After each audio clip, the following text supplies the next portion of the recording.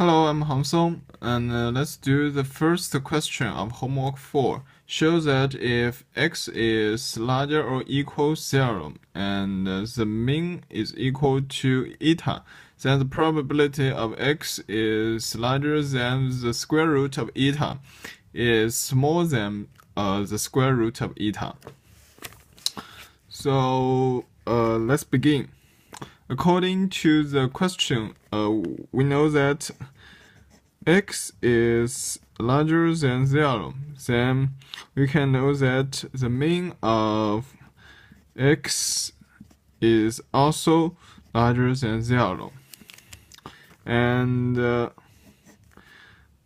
eta is equals to the mean of x equals to the integration from minus infinity to infinity x times fx dx.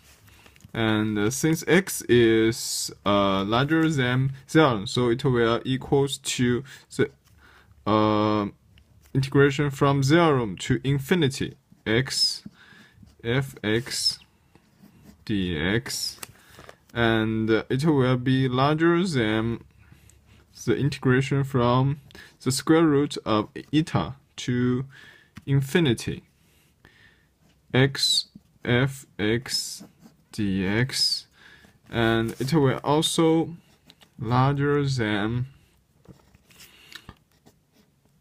the square root of eta to infinity the square root of eta times fx dx, and it is equal to the square root of eta integration from the square root of eta to infinity fx dx. And now this one is equal to the probability of x is larger than the square root of eta. So this one will be equal to the square root of eta times the probability of x is larger than the square root of eta.